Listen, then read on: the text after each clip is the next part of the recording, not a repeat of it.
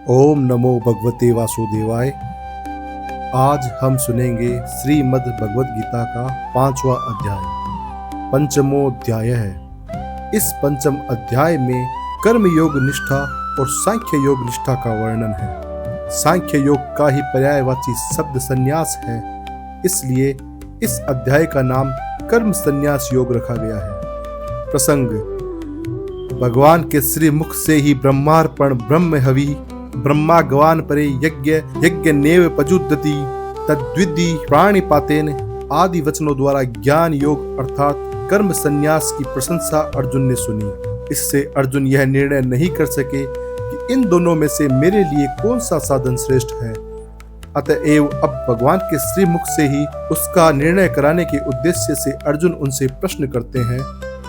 अर्जुन बोले, हे कृष्ण, आप कर्मों के संन्यास की और फिर कर्म योग की प्रशंसा करते हैं, इसलिए इन दोनों में से जो एक मेरे लिए भली भांति निश्चित कल्याणकारक साधन हो उसको कहिए।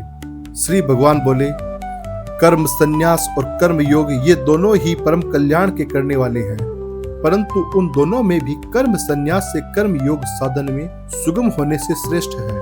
हे अर्जुन, जो पुरुष न किसी से द्वेष करता है और न किसी की आकांक्षा करता है, वह कर्म योगी सदा सन्यासी ही समझने योग्य है, क्योंकि राग द्वेष आदि द्वंद्वों से रहित पुरुष सुख पूर्वक संसार बंधन से मुक्त हो जाता है। उपर्युक्त सन्यास और कर्म योग को मूर्ख लोग पृथक पृथक फल देने वाला कहते हैं, न कि पंडित जन, क्योंकि दोनों में से एक भी सम्यक प्रकार से स्थित पुरुष दोनों के फल रूप परमात्मा को प्राप्त होता है। ज्ञान योगियों द्वारा जो परम धाम प्राप्त किया जाता है, कर्म योगियों द्वारा भी वह प्राप्त किया जाता है। इसलिए जो पुरुष ज्ञान योग और कर्म योग को फल रूप में एक देखता है, वही यथार्थ देखता है। परंतु हे अर्जुन, कर्म योग के बिना संन्यास अर्थात मन, इंद्रिय और शरीर द्वारा होने वाला संपूर्ण कर्मों के कर्तापन का त्याग प्राप्त होना कठिन है, और भगवत स्वरूप को मनन करने वाला कर्म योगी पर ब्रह्म परमात्मा को शीघ्र ही प्राप्त हो जाता है। जिसका मन अपने वश में है, जो जितेंद्रिय एवं विशुद्ध अंतःकरण वाला है, और संपूर्ण प्राणियों का आत्म रूप परमात्मा ही जिसका आत्मा है, ऐसा कर्म योगी कर्म करता हुआ भी लिप्त नहीं होता। तत्व को जानने वाला सांख्य योगी तो देखता हुआ, सुनता हुआ, स्पर्श करता हुआ, सूंघता हुआ, भोजन करता हुआ, गमन करता हुआ, सोता हुआ, श्वास लेता हुआ, बोलता हुआ, त्यागता हुआ, ग्रहण करता हुआ तथा आंखों को खोलता और मूंदता हुआ भी सब इंद्रियां अपने अपने अर्थों में बरत रही है। इस प्रकार समझकर निसंदेह ऐसा माने कि मैं कुछ भी नहीं करता हूँ। जो पुरुष सब कर्मों को परमात्मा में अर्पण करके और आसक्ति को त्याग कर कर्म करता है, वह पुरुष जल से कमल के पत्ते की भांति पाप से लिप्त नहीं होता। कर्म योगी ममत्व बुद्धि रहित केवल इंद्रिय, मन, बुद्धि और शरीर द्वारा भी आसक्ति को त्याग कर अंतःकरण की शुद्धि के लिए कर्म करते हैं। कर्म योगी कर्मों के फल त्याग करके भगवत प्राप्ति रूप शांति को प्राप्त होता है, और सकाम पुरुष कामना की प्रेरणा से फल में आसक्त होकर बंधता है।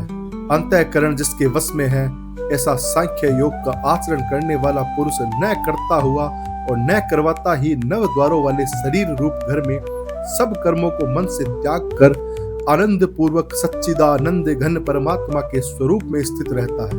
परमेश्वर मनुष्यों के न तो कर्तापन की, न कर्मों की, न कर्म फल के संयोग की ही रचना करते हैं, किंतु स्वभाव ही बरत रहा है। सर्वव्यापी परमेश्वर भी न किसी के पाप कर्म को और न किसी के शुभ कर्म को ग्रहण करता है, किंतु अज्ञान के द्वारा ज्ञान ढका हुआ है, उसी से सब अज्ञानी मनुष्य मोहित हो रहे हैं।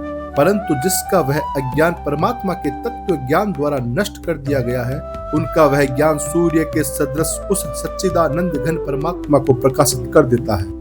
जिसका मन तद्रुप हो रहा है, जिनकी बुद्धि तद्रुप हो रही है, और सच्चिदानंद घन परमात्मा में ही जिनकी निरंतर एक ही भाव से स्थिति है, ऐसे तत्परायण पुरुष ज्ञान के द्वारा पाप रहित होकर अपुनरावृत्ति को अर्थात परम गति को प्राप्त होते हैं। वे ज्ञानी जन विद्या और विनय युक्त ब्राह्मण में तथा गौ, हाथी, कुत्ते और चंडाल में भी समदर्शी ही होते हैं। जिनका मन समभाव में स्थित है, उनके द्वारा इस जीवित अवस्था में ही संपूर्ण संसार जीत लिया गया है, क्योंकि सच्चिदानंद घन परमात्मा निर्दोष और सम है।